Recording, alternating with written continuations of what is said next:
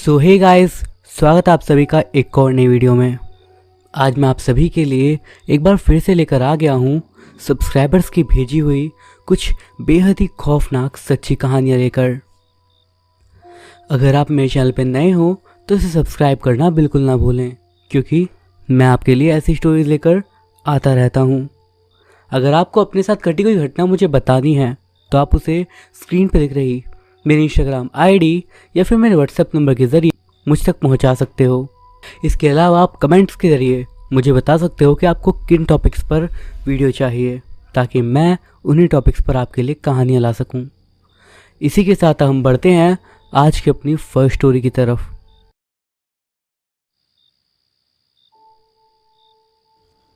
Nurse Sonam की आज से नाइट ड्यूटी चालू हो गई थी। वैसे तो सोनम काफ़ी होशियार थी, पर उसे पता नहीं क्यों नाइट शिफ्ट पसंद नहीं थी। वो अपने घर से अस्पताल के लिए निकलती है और पहुंचकर काउंटर पर अपनी हाज़िरी लगाती है। वो बड़बड़ाते हुए रिसेप्शन पर बैठे कुसुम से बोलती है, पता नहीं ये डॉक्टर संतोष भी रात में क्या ड्यूटी करते हैं, मुझे तो रात में काम करने से ही चिढ़ है।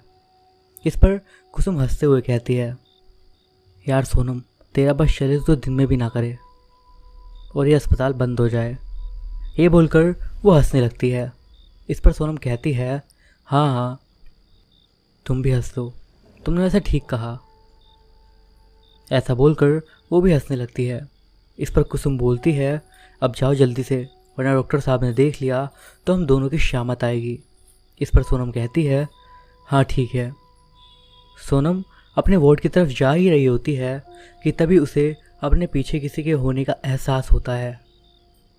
वो पीछे पलट कर देखती है तो वहाँ पर कोई नहीं होता।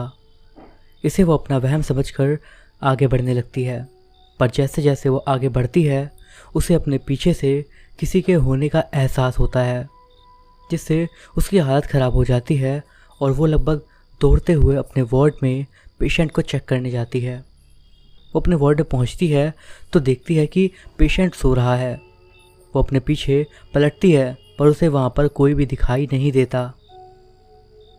सोनम अपना पसीना पोंछते हुए जैसे ही आगे पलटती है तो देखती है कि पेशेंट अचानक से उठकर बैठ जाता है और सोनम को अजीब तरीके से घूरने लगता है। उसके चेहरे में सोनम को कोई और चेहरा नज़र आता है, जिसे देखकर वो डर के मारे चीखने लगती है और बाहर की तरफ भाग जाती है। बाहर की तरफ भागते हुए सोनम डॉक्टर संतोष से टकरा जाती है। ये देखकर संतोष लगभग गुस्से से कहते हैं, ये क्या बदतमीज़ी है, तुम्हें देखकर नहीं चल सकती। इस पर सोनम डरते हुए बोलती है कि वार्ड में कोई है। इस पर संतोष खींचते हुए बोलते हैं, हाँ तो नॉर्मल सी बात है ना, वार्ड में पेशेंट नहीं तो कौन रहेगा। इस पर सोनम कहती है, वहाँ पर पेशेंट नहीं कोई और है, कोई मेरा पीछा कर रहा है। इस पर संतोष आसपास सभी जगह देखते हैं बट उन्हें कोई भी नज़र नहीं आता। इस पर वो बोलते हैं, यहाँ पर तो कोई भी नहीं है। इस पर सोनम कहती है कि नहीं, यहाँ पर कोई है जो मुझे लगातार परेशान कर रहा है। इस पर डॉक्टर संतोष कहते हैं कि यहाँ पर कोई नहीं है, ये सब तुम्हारा बस भ्रम है और अगर तुम्हें इतना डर लगता है तो तुम्हें ये नौकरी छोड़ देनी चाहिए। काम करना है तो ढंग से करो, वरना आराम से घर पर रहो। इतना बोलकर वो वहाँ से निकल जाते हैं और सोनम खड़ी हुई सोचती रह जाती है। तभी उसे अपने पीछे एक साया नजर आता है और वो डरते हुए वहाँ से अपने घर के लिए निकल जाती है। गुंजन अपने कमरे में सो रही होती है कि तभी उसे फ़ोन की घंटी की आवाज़ सुनाई देती है और ये सुनकर वो फ़ौरन उठकर बैठ जाती है। उसकी नींद काफ़ी कच्ची थी। वो घड़ी की तरफ देखती है तो रात के 1 बज रहे होते हैं।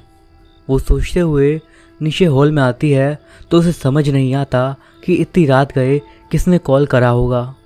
वो फ़ोन उठाती है और जैसे ही हेलो बोलती है, दूसरी तरफ से एक लड़की के रोने की आवाज़ आने लगती है। इसे सुनकर गुंजन फिर से हेलो बोलने लगती है, पर दूसरी तरफ से रोने की आवाज़ के अलावा कोई और आवाज़ नहीं आ रही थी। गुंजन इस आवाज़ को पहचान लेती है और रोते हुए कहती है, ये तू है ना बहन, अगर तू ही है तो तुम मुझसे बात करना प्लीज़। तू कहाँ है? 6 महीने से हम तुझे कहाँ नहीं ढूंढ रहे, आखिर कहाँ है तू नंदिनी? और तू यहाँ पर सबको छोड़कर क्यों चली गई? 6 महीने बाद आज तूने फ़ोन करा है। अगर कोई बात है तो मुझे बता, मैं तेरी मदद करूँगी। इस पर उधर से बस एक आवाज़ आती है, दीदी। इससे पहले कि गुंजन कुछ बोल पाती, वहाँ पर उसका पति राजेश आ जाता है और वो गुंजन को गुस्से से घूर रहा होता है। राजेश गुस्से से गुंजन की तरफ बढ़ता है और उससे पूछता है कि किससे बात कर रही हो। इस पर वो हकलाते हुए कहती है कि मैं नंदिनी से बात कर रही हूँ। आज 6 महीने बाद उसने पहली बार मुझे फ़ोन करा। नंदिनी का नाम सुनते ही राजेश गुंजन के हाथ से फ़ोन छीनकर रिसीवर वापस पटक देता है और गुंजन के बाल पकड़कर उससे कहता है कि तुमसे कितनी बार कहा है, उस आवारा और बदचलन बहन का नाम मेरे सामने कभी मत लेना। तुम्हें क्या एक बार में समझ में नहीं आता? पता नहीं किसके साथ भागी है, हर जगह हमें ही अपना सर झुकाना पड़ता है। ये सुनकर गुंजन रोते हुए कहती है, ऐसा मत कहिए, मैं जानती हूँ वो किसी मुसीबत में फंसी हुई है। आज 6 महीने बाद उसने फ़ोन करा है और आपने उसे भी काट दिया। ये सुनकर राजेश गुस्से में उसे थप्पड़ मार देते हैं, जिससे वो ज़मीन पर गिरती है और रोने लगती है। आप पहले तो ऐसे नहीं थे। इस पर राजेश लगभग चीखते हुए कहता है, हाँ नहीं था मैं ऐसा, तभी तो तेरे जैसे आई है मेरे साथ। न जाने कब मेरा तेरे से पीछा छूटेगा। इतना बोलकर वो वापस अपने कमरे में सोने चला जाता है। गुंजन भी रोते हुए उसके पीछे कमरे में जाती है, पर उसकी आंखों से नींद काफ़ी दूर थी। उसके कानों में अपने बहन के रोने की आवाज़ गूंज रही थी। रिया अपने कमरे में सो रही होती है कि तभी उसे अपने दरवाजे पर दस्तक सुनाई देती है। वो घड़ी की तरफ देखती है तो रात के 2:30 बज रहे होते हैं। उसे समझ में नहीं आता कि इतनी रात गए कौन आया है। वो जाकर दरवाज़ा खोलती है तो देखती है कि सामने नंदिनी खड़ी है और बाहर बहुत ज़ोरों से बारिश हो रही है। उसे देखकर रिया कहती है, नंदिनी तुम कहाँ थी? तुम 6 महीने से? तुम्हें पता भी है तुम्हारे घर वाले कितना परेशान हैं। उन्होंने कहाँ कहाँ नहीं ढूंढा तुम्हें, और दीदी का तो बुरा हाल है। इस पर नंदिनी कहती है, मुझे पता है, मैं अपनी दीदी के लिए ही इधर उधर भटक रही हूँ। इस पर रिया कहती है, तुम अंदर आओ, और उसे अंदर बुलाकर दरवाज़ा बंद कर लेती है। तभी रिया का ध्यान नंदिनी के कपड़ों पर जाता है। बाहर काफ़ी तेज़ बारिश हो रही थी, पर नंदिनी के कपड़े एकदम सूखे थे और ये देखकर रिया उससे कहती है, अरे नंदिनी, बाहर तो इतनी बारिश हो रही है पर तुम बिल्कुल भी भीगी नहीं हो। इस पर नंदिनी उससे कहती है कि मुझे एक कार वाले ने लिफ्ट दे दी थी, इसलिए मैं भीगी नहीं, वही मुझे गेट पर छोड़कर चला गया। इस पर रिया कहती है कि चलो ये तो अच्छी बात है। तभी नंदिनी बोलती है कि मैं बहुत थक गई हूँ, मैं थोड़ी देर आराम करना चाहती हूँ। तो रिया उससे कहती है, हाँ क्यों नहीं, चलो मैं तो मम्मी पापा के कमरे में लेकर चलती हूँ। वैसे भी वो लोग कुछ दिनों के लिए बाहर गए हैं, इसीलिए उनका कमरा खाली है, तुम चाहो तो वहाँ जाकर रुक सकती हो।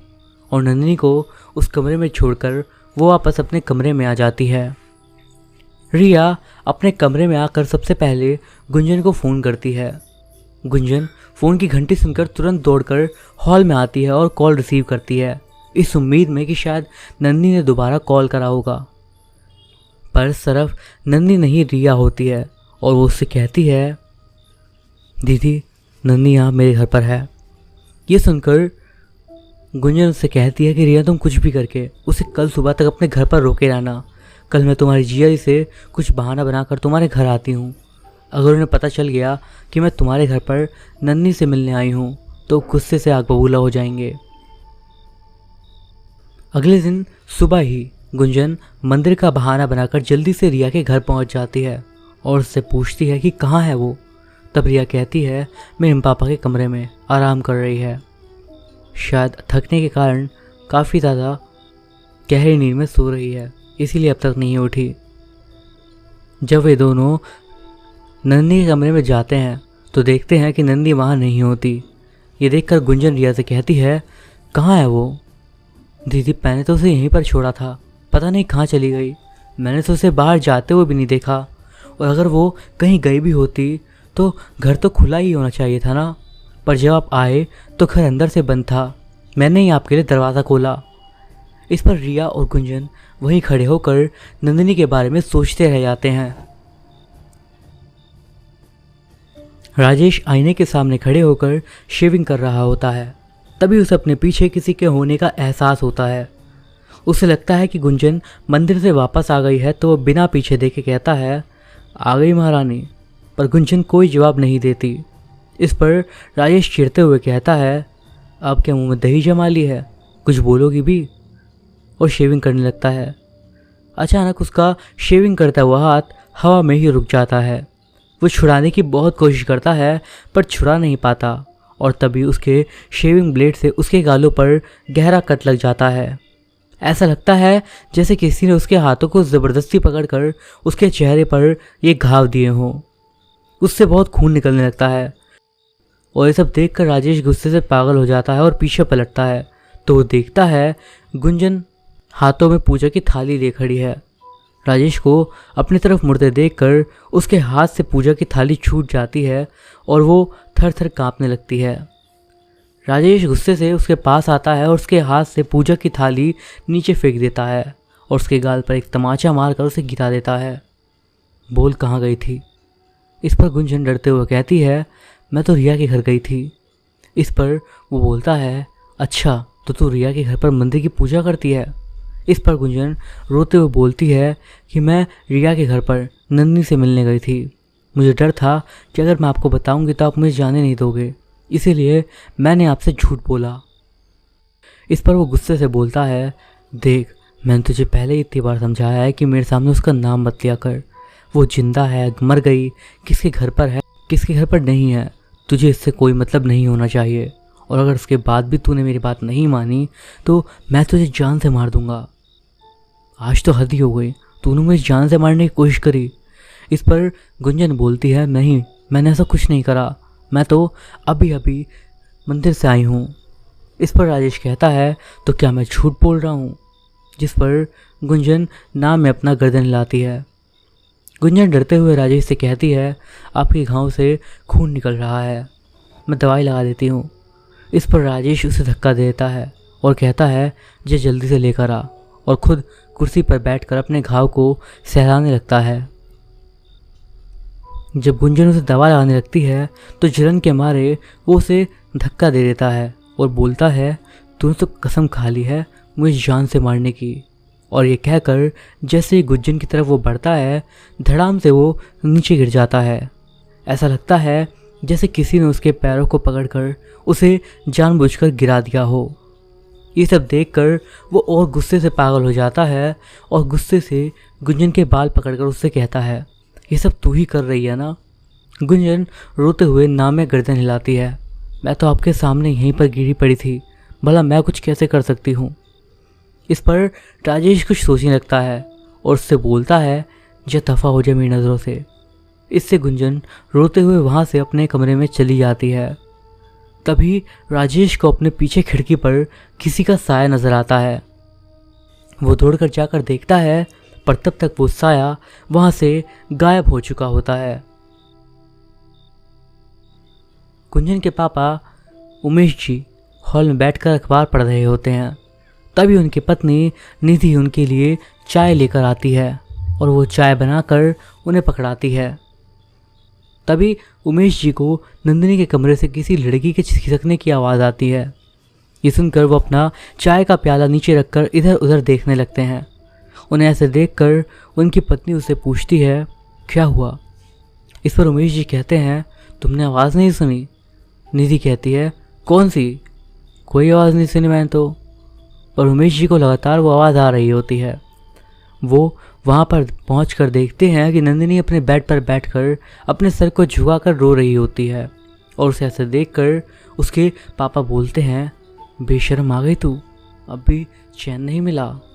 अगर थोड़ी शर्म बाकी है तुझ में तो यहाँ से चली जा बहुत जल्दी। उसकी आवाज़ सुनकर निधि वहीं से कहती है, क्या हुआ, आप किससे बात कर रहे हो? इस पर उमेश जी नंदिनी से कहते हैं, सुना तूने, हमारे बात करने की आवाज़ हॉल तक जा रही है। इससे पहले कि निधि यहाँ पर आए, यहाँ से चली जा। और वो हॉल में जाने लगते हैं। वहाँ हॉल में निधि उठकर उसी तरफ आ रही होती है। उमेश जी को अपनी तरफ आता देख वो उनसे कहती है, नन्ही आई है ना, तुम उसी से बात कर रहे थे ना। इस पर वो बोलते हैं, हाँ, पर तुम्हें वहाँ जाने की कोई ज़रूरत नहीं है। परिणीति उनकी बात नहीं मानती और उस कमरे की तरफ चली जाती है। पर जब वो वहाँ पहुँचती है तो नंदिनी वहाँ से गायब हो चुकी होती है। और ये देखकर उमेश जी कहते हैं, अच्छा हुआ खुद ही चली गई, वरना मैं उसे धक्के मार कर निकाल देता। इतना बोलकर वो वापस चले जाते हैं और निधि वहीं खड़ी होकर अपनी बेटी नंदिनी के बारे में सोचकर रोने लगती है। सोनल अपने कमरे में बैठकर रात में अस्पताल में हुए वाक्य के बारे में सोच रही होती है। उसे समझ नहीं आता कि कल रात जो हुआ वो उसका वहम था या फिर हकीकत। और वो सोच ही रही होती है कि तभी उसके घर की बेल बजती है। उसके होठों पर मुस्कान आ जाती है। वो उठकर दरवाज़ा खोलने के लिए जाती है। वो देखती है कि सामने राजेश खड़ा होता है। उसे देखकर वो मुस्कुराने लगती है। दरअसल सोनम और राजेश का पिछले 4 महीने से अफेयर चल रहा होता है। इसी की वजह से राजेश गुंजन पर इतने अत्याचार करता था ताकि वो उसे छोड़कर चली जाए, जिससे वो सोनम के साथ शादी कर सके।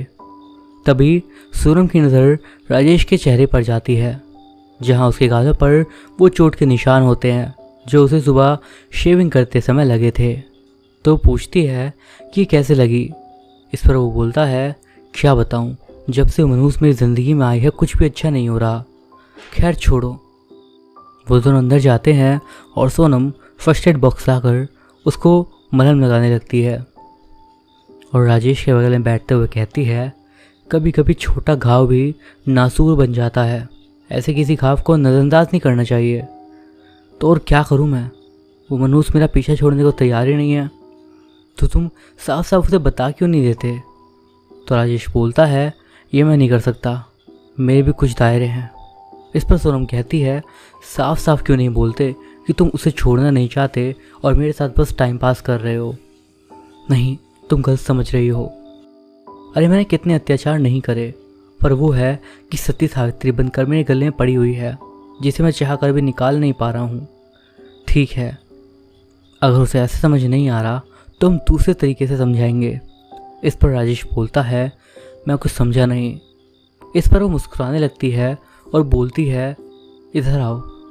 इसके बाद वो उसके कान में कुछ बताती है, जिसे सुनकर राजेश भी मुस्कुराने लगता है और दोनों आंखों ही आंखों में उसे अंजाम देने का फैसला करते हैं। फिर सोनम फर्स्ट एड बॉक्स से इंजेक्शन निकाल कर तैयार करती है और राजेश से कहती है, लाओ हाथ आगे करो, मैं दवा देती हूँ, इससे तुम्हारे घाव में इन्फेक्शन नहीं होगा। जिस पर राजेश भी अपना हाथ मुस्कुराते हुए आगे करता है। पर जैसे ही वो हाथ आगे बढ़ाता है उसका हाथ हवा में ही रुक जाता है। वो बहुत कोशिश करती है पर उसका हाथ हिलता तक नहीं। इधर राजेश भी आंखें बंद करके बैठा रहता है, पर जब उसे इंजेक्शन लगने का असर महसूस नहीं होता तो वो देखता है, क्या हुआ, इंजेक्शन नहीं लगाया। पता नहीं राजेश क्या हुआ, मेरा हाथ हवा में ही रुक गया है। इस पर राजेश उसकी बातों का मतलब नहीं समझता और मुस्कुराते हुए कहता है, होता है अक्सर, तुम घबराओ मत, इंजेक्शन लगाओ, मुझे कोई दर्द नहीं होगा।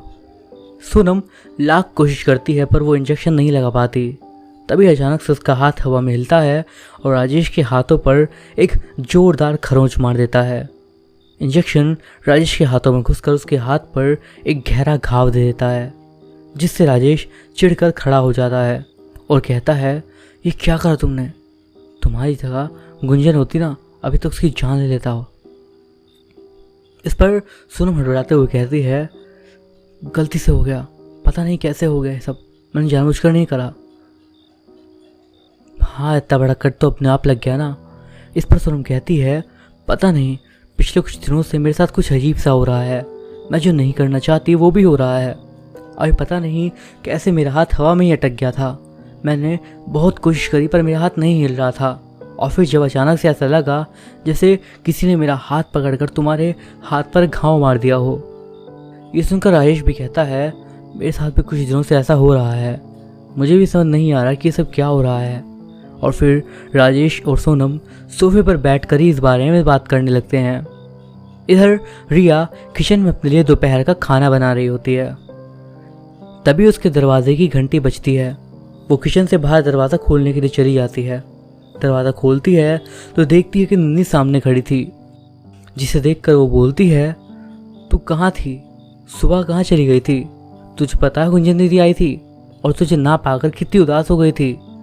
हाँ मुझे पता है, मैं अपनी दीदी के लिए यहाँ वापस आई हूँ। इस पर रिया उसे वापस कमरे में लेकर जाती है। उसे बेड पर उठाकर जैसे ही रिया कुछ पूछने वाली होती, तभी वहाँ गुंजन भागते हुए आ जाती है और नंदिनी को सामने देखकर उसकी आंखों में आंसू आ जाते हैं। नंदिनी भी अपनी दीदी को सामने देखकर रोने लगती है।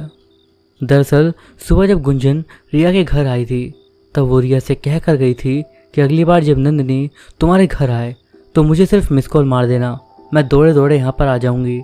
और जब नंदिनी यहाँ पर आई थी तो रिया ने उसकी नज़र बचाकर गुंजन को मिस कॉल कर दी थी, जिसे देखकर गुंजन वहाँ पर आ गई थी। गुंजन रोते हुए बोलती है, तू कहाँ चली गई थी हम लोगों को छोड़कर? नंदिनी रोते हुए बोलती है, दीदी क्या आपको भी वही लगता है जो सब लोग मेरे बारे में सोचते हैं? नहीं मेरी बहन, मुझे तेरे पर पूरा विश्वास है। मैं नहीं जानती कि लोग तेरे बारे में क्या सोचते हैं, पर मुझे इतना ज़रूर पता है कि मेरी बहन कभी कोई गलत काम नहीं कर सकती। इतना कहकर जैसे ही नंदिनी आगे बढ़ती है उसे गले लगाने के लिए, नंदिनी चिल्लाने लगती है, नहीं दीदी मुझे हाथ मत लगाना। इस पर गुंजन थोड़ी विचलित हो जाती है और कहती है, मुझसे कोई भूल हुई है क्या जो तुम मुझसे इतनी नाराज़ है कि अपने पास भी नहीं आने दे रही? नहीं दीदी, मैं अभी कुछ नहीं बता सकती, पर प्लीज़ आप मुझे हाथ मत लगाना।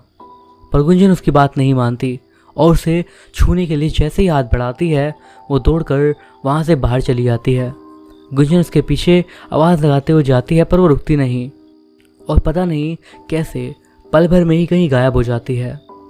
गुंजन की आवाज़ सुनकर रिया भी किचन से बाहर आती है तो देखती है गुंजन अकेली ही दरवाजे के पास खड़ी है।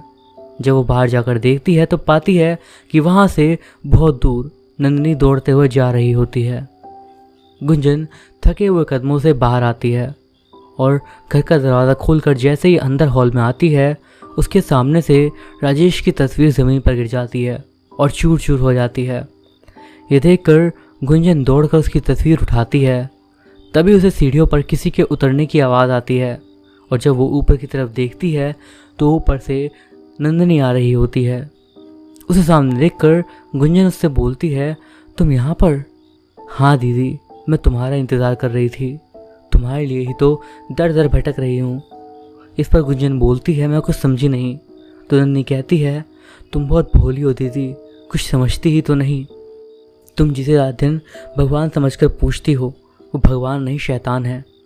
इस पर गुंजन बोलती है, मैं समझ नहीं पा रही, अगर तुमसे कोई गलती हुई तो मुझे बताओ, मैं तुम्हारी मदद करूँगी। इस पर नंदिनी रोते हुए कहती है, नहीं मुझसे कोई भूल नहीं हुई, भूल तुमसे हो रही है कि तुम अब भी उस शैतान को पहचान नहीं पा रही जिसे तुम अपना पति समझती हो।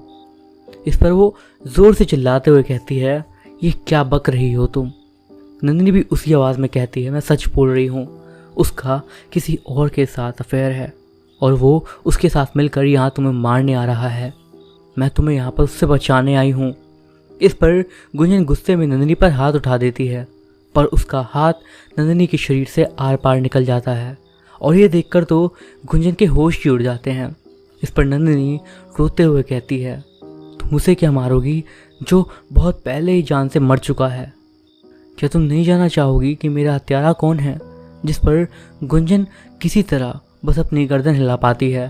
तो नंदिनी कहती है, मेरा हत्यारा और कोई नहीं बल्कि आपका पति, आपका भगवान और मेरा जीजा राजेश है। नंदिनी अब बताना शुरू करती है, ये बात तब की है जब तुम्हारी शादी भी नहीं हुई थी। ये सुनकर गुंजन के मुंह से बस क्या निकलता है। तो नंदिनी कहती है, हाँ दीदी, मैं हमेशा की तरह उस दिन भी अपने ऑफिस से घर के लिए निकली थी, पर रास्ते में तेज़ बारिश होने लगी। मैं उस दिन छाता लेकर भी नहीं गई थी, तो बारिश से बचने के लिए एक घर के सामने मैं रुक गई।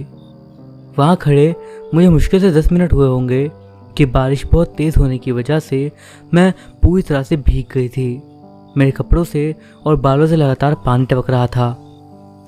ये सब देखकर मैं परेशान हो ही रही थी कि तभी उस समय उस घर का दरवाज़ा खुलता है और मेरे सामने तुम्हारे पति यानी कि राजेश आ जाते हैं और वो मुझे अजीब तरह से देखने लगते हैं। ये देखकर मैं भी थोड़ी असहज हो जाती हूँ और वहाँ से जाने लगती हूँ। तभी वो बोलते हैं, अरे आप कहाँ जा रही हो? काफ़ी तेज़ बारिश हो रही है। जी हाँ, मैं बारिश से बचने के लिए ही आपके घर के दरवाजे पर खड़ी हो गई थी, माफ़ करना। इस पर राजेश बोलता है, अरे कोई बात नहीं, आप प्लीज़ अंदर आइए। मैंने उसे कई बार मना करा पर वो माना नहीं और फिर मैं हार मानकर अंदर चली ही गई। वो मुझे हॉल में ले गया और मुझसे बोला, आप घबराइए मत, मैं शरीफ आदमी हूँ और दूसरों की मदद करना मुझे अच्छा लगता है। इस पर मैंने बस मुस्कुराकर उसकी तरफ देखा। उसने कहा, आप तो बहुत भीग गई हो, रुकिए मैं आपके लिए तौलिया और चाय लेकर आता हूँ। इस पर मैंने कहा, नहीं नहीं, परेशान होने की कोई ज़रूरत नहीं है, वैसे भी आपने मेरे लिए बहुत कुछ करा। इस पर राजेश नहीं बोला। इस पर राजेश बोलता है, अरे ऐसे कैसे नहीं, आप बीमार हो जाएंगी। और वो अंदर जाकर तौलिया और चाय लाने लगता है। मैं सोफे पर बैठ गई। वो जल्दी ही चाय और तौलिया लेकर आ गया। उसने तौलिया मेरी ओर दे दिया। मैंने मुस्कुरा कर तौलिया लिया और अपने गीले बालों को पोंछने लगी। तब भी राजेश मुझे अजीब नज़रों से देख रहा था। मैंने उसे नज़रअंदाज करा। उसके बाद उसने मुझे चाय का कप थमाया और ख़ुद भी एक कप चाय लेकर बैठ गया और हम लोग मिलकर चाय पीने लगे। चाय पीते वक्त वो मुझे अजीब तरीके से देख रहा था और फिर उसने मेरा नाम पूछा तो मैंने बता दिया।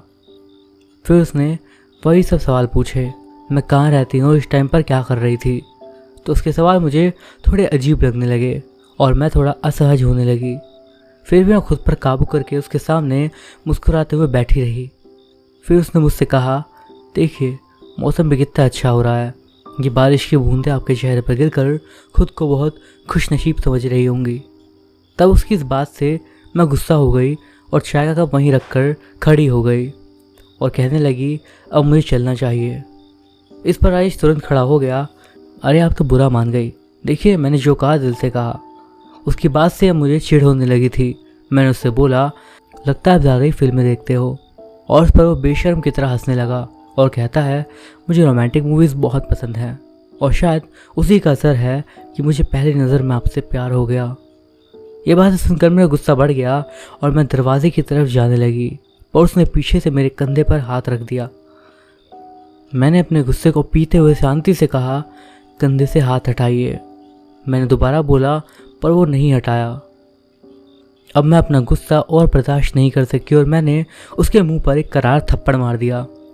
अगली बार जब आपको पहली नज़र में किसी से प्यार हो तो इस थप्पड़ को याद करना। और इतना बोलकर मैं उसी बारिश में उसके घर से निकल गई और वो वहीं खड़े होकर मुझे गुस्से से देख रहा था। इसका मतलब तू और तेरे जीजा पहले से एक दूसरे को जानते थे? इस पर नंदिनी हाँ बोलती है। वो आगे बताती है कि इस बात को काफ़ी समय बीत गया और मैं उस घटना को भूल भी गई थी। तब एक दिन माँ ने मुझे बताया कि तुम्हें देखने कोई लड़का आ रहा है, तो मैं बाज़ार से समोसे और कचौड़ियाँ ला दूँ। मैं बाज़ार चली गई। तभी गुंजन बोलती है, हाँ मेरा रंग गहरा है ना, इसलिए कोई रिश्ता नहीं आ रहा था और जब रिश्ता आया तो मैं तैयार होने चली गई। जब मैं तैयार हुई तो मम्मी ने आकर मुझसे कहा, अच्छा वो तुम तैयार हो गई, लड़का भी आने वाला होगा। इस पर मैंने माँ से कहा, इस बार भी रिश्ता टूट गया तो उसके बाद मैं अपने दिल से शादी का ख्याल निकाल दूंगी। ऐसा मत सोचो बेटी, जो होता है अच्छे के लिए होता है। वो सब तो ठीक है पर नंदिनी कहाँ रह गई? उसे समोसे और कचौड़ी लाने के लिए बोला था। हाँ पता नहीं, अभी तक आई नहीं। आई मैं लड़कों वालों को कैसे जाकर कहूँगी कि सब तूने अपने हाथों से बनाया है। इस पर मैंने माँ से कहा, मैं कोई हलवाई की बेटी हूँ जो मुझे वहाँ जाकर समोसे और कचौड़ियाँ बनानी है। ये सुनकर सभी हंसने लगे। थोड़ी देर में वो सभी लोग आ गए और माँ और पापा उन लोगों से बात करने लगे। थोड़ी देर की बातचीत के बाद रिश्ता पक्का हो गया था। इस पर नंदिनी कहती है कि दीदी जब मैं समोसे और कचौड़ी लेकर आई तो सामने राजेश को बैठा देखकर तो मेरे होश ही उड़ गए।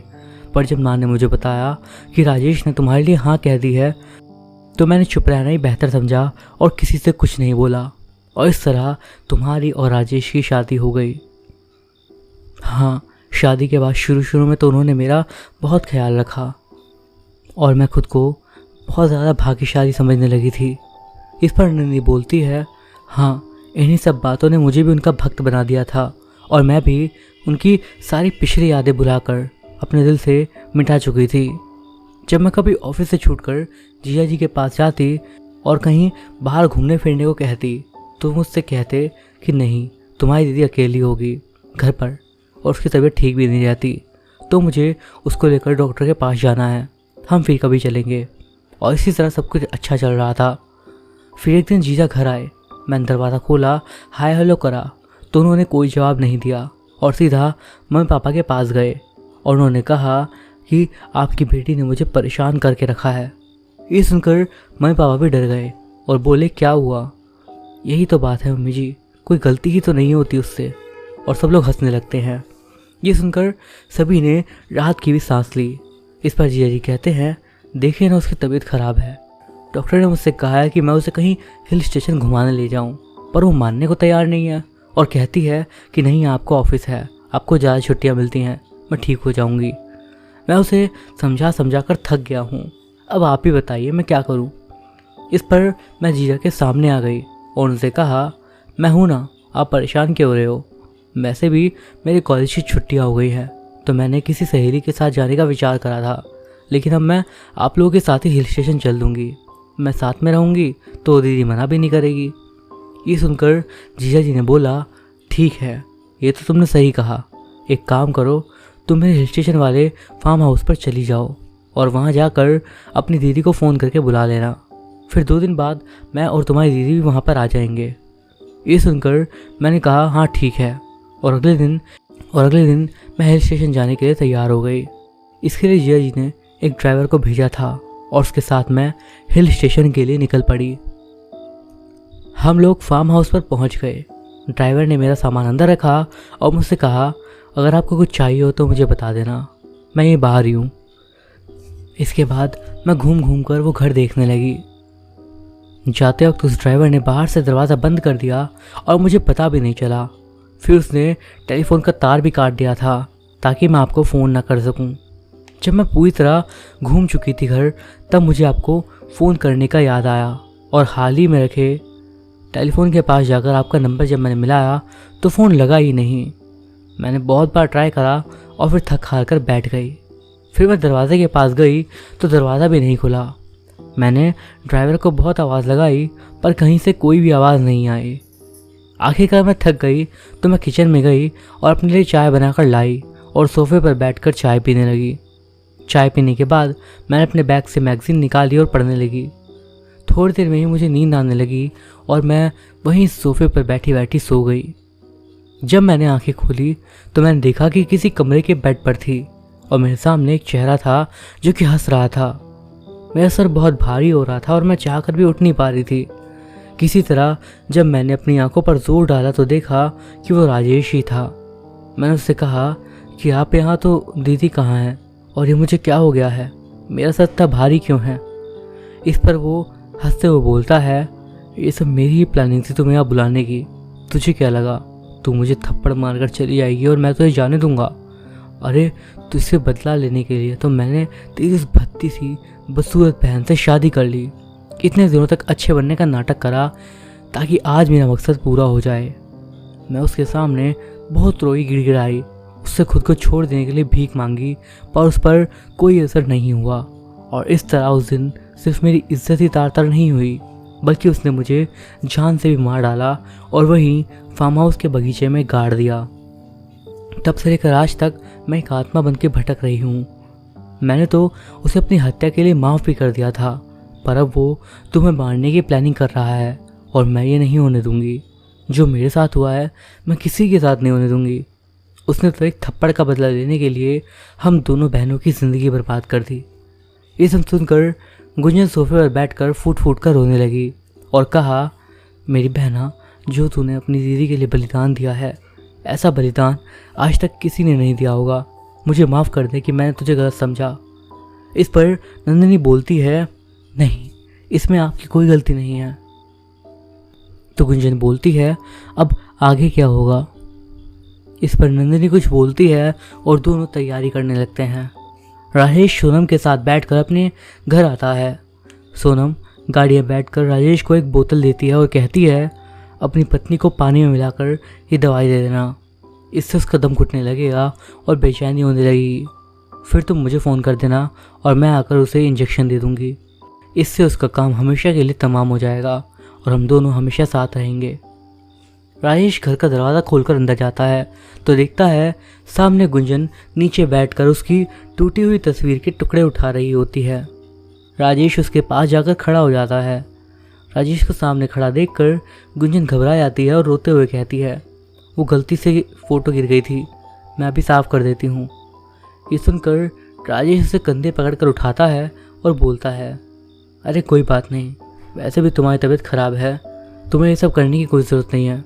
आज मैं तुम्हारे लिए एक ऐसी दवाई लेकर आया हूँ जिसे खाकर तुम हमेशा हमेशा के लिए ठीक हो जाओगी। तुम यहीं सोफे पर बैठो, मैं तुम्हारे लिए किचन से पानी लेकर आता हूँ। राजेश गुंजन को सोफे पर बिठाकर पानी लेने किचन में जाता है और फिर पानी में वो दवा मिलाकर गुंजन को दे देता है।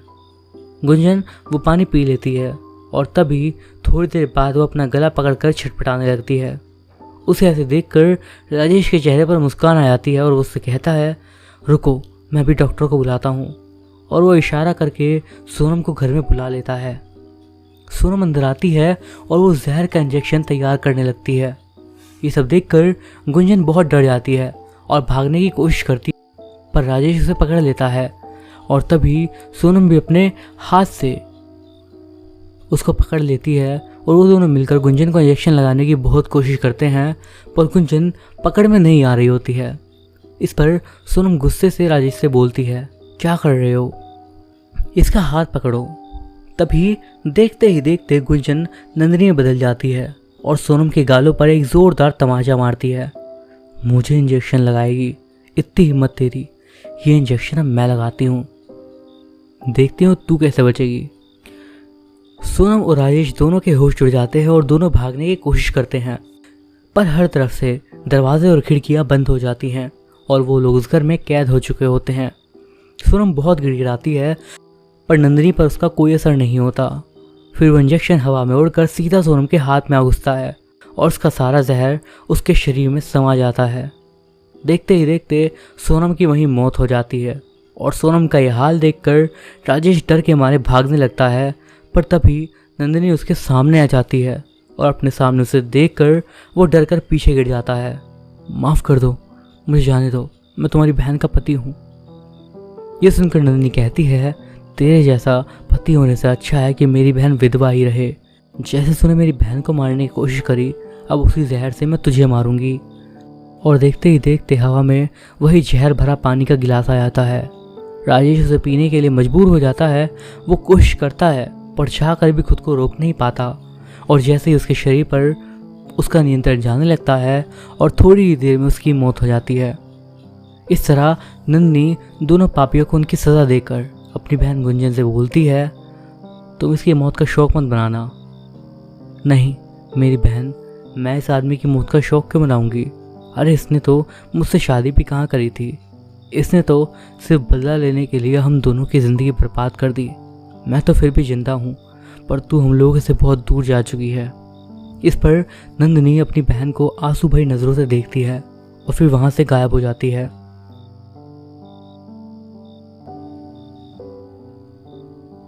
तो दोस्तों, ये थी हमारी आज की कहानी।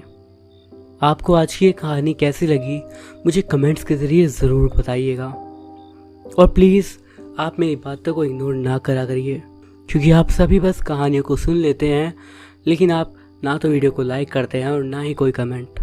बट बस आपसे यही कहूँगा कि यही एक छोटा सा ज़रिया है कि मुझे थोड़ी सी मोटिवेशन मिले ताकि मैं आपके लिए और अच्छा कंटेंट ला सकूँ।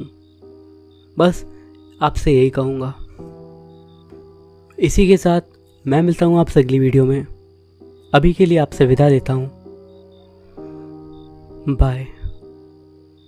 याद रखिएगा, एक बच्चे ने चैनल को सब्सक्राइब नहीं करा था और उसके बाद अगली सुबह वो अपने कमरे में नहीं मिला।